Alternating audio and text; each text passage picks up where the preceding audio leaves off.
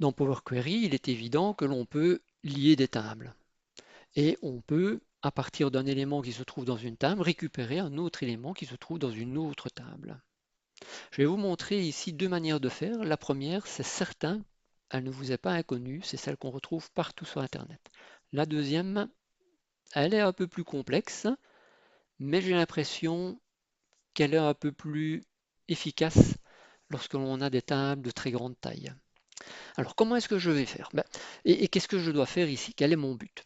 Donc j'ai une table de prestation où j'ai eu différentes interventions qui ont eu lieu, interventions qui ont été effectuées par un agent, et j'ai les heures prestées. Et maintenant, je veux savoir, en fonction de l'agent et de son taux horaire, qu'est-ce que je vais devoir facturer. Alors quand je vais dans la table taux, je retrouve tous mes agents grâce à leur ID, je connais leur identification et j'ai leur taux horaire. Et donc mon but c'est effectivement ici de me dire, voilà, je récupère pour 322 son taux horaire, 322 son taux horaire c'est 50, et puis 50 je le multiplie par 2, donc je facture 100 euros. Alors comment est-ce que je fais? Je vais ici dupliquer, hein, c'est juste pour bien montrer, pour pouvoir comparer tout à l'heure avec la deuxième façon de faire. Donc je vais fusionner des requêtes. Je vais fusionner ma requête prestation ici avec ma requête taux. Et c'est quel élément que je vais avoir en commun entre ces deux? C'est évidemment l'ID de la personne qui a effectué l'intervention. Je fais OK. J'ai ici la récupération de ma table et je ne vais récupérer qu'un seul élément qui est pour moi important, c'est le taux horaire. Et donc je vais ici cliquer et je lui dis, voilà, ce que je veux, c'est le taux. 322, il travaille à 50 euros de l'heure. Et effectivement, hein, chaque fois que je vais répéter 322, c'est chaque fois 50 euros. 660, 21, il travaille à 75 euros. Si je vais voir ici, 60, 21, il travaille bien à 75 euros. Donc voilà, j'ai mon taux horaire. Je n'ai plus qu'à ajouter une dernière colonne. Et ma dernière colonne, ça va être évidemment les heures prestées fois le taux. C'est bien ce qu'on voulait. 2 heures prestées à 50 euros, ça fait 100 euros au total. Maintenant, je vais vous montrer la deuxième façon que j'ai découverte il n'y a pas très longtemps.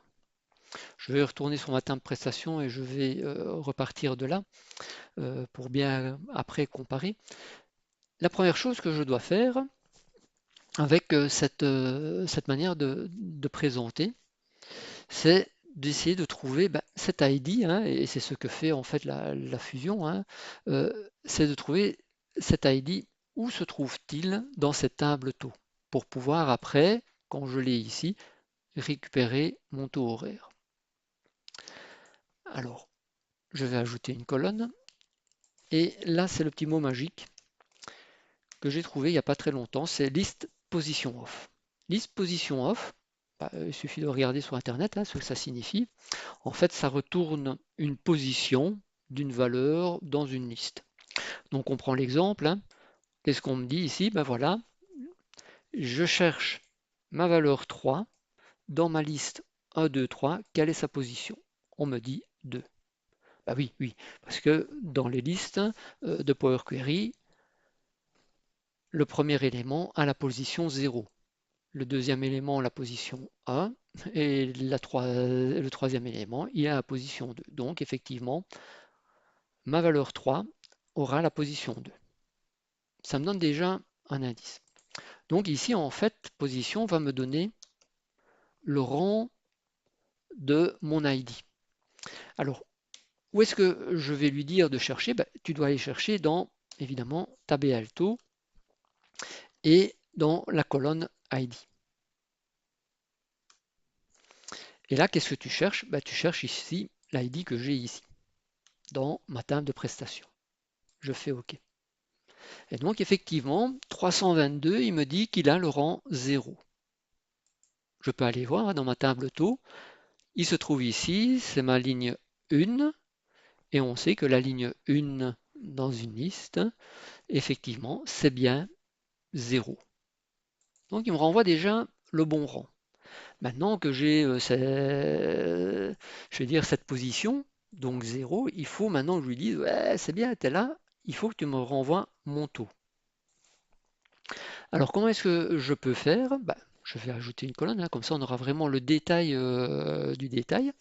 Et donc on va mettre ici le taux horaire. Alors comment est-ce que l'on va faire pour récupérer cette donnée? Bah, je vais devoir évidemment lui dire, tu vas aller dans la table taux, tu vas me récupérer le taux en fonction de la position. Et de quelle position? Bah, de la position qui se trouve ici dans la colonne rang. Je fais OK. Et donc effectivement, en fonction de la position 0, il a pu me retrouver le taux horaire de 50 euros.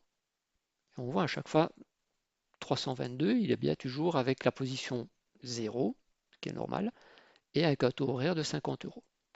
Pour le 60-21, il me dit qu'il se trouve en position 1.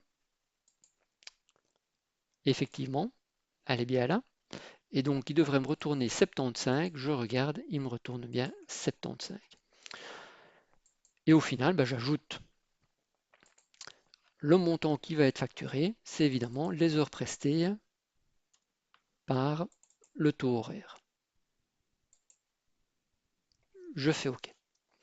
Alors évidemment, pour le moment, ça fait quelque chose de très très long. Hein, j'ai trois colonnes qui ont été ajoutées. Évidemment, je peux essayer de le faire maigrir un tout petit peu et de faire en sorte que toutes ces opérations ne se retrouvent que dans une seule opération. Effectivement, ici, bah, j'avais au niveau euh, tout au départ ajouté le rang. Mais en fait, c'est pas vraiment ce que je voudrais, c'est avoir tout en une seule étape. Et donc ici, ça serait plutôt le montant que je voudrais avoir. Ben, comment est-ce que je vais faire? Ben, c'est assez simple. J'ai ici d'abord ma liste. Qu'est-ce que j'ai dit tout à l'heure? Pour récupérer effectivement le taux, j'ai dû lui dire, ben, tu prends TBL taux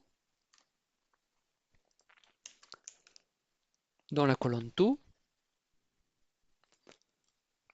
et puis tu vas aller me chercher les informations qui se trouvent dans le fameux rang.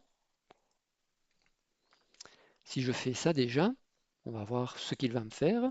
Ben, il me récupère déjà le taux horaire. Évidemment, ce n'est pas ça que je veux, hein, c'est vraiment le montant global qui va être facturé.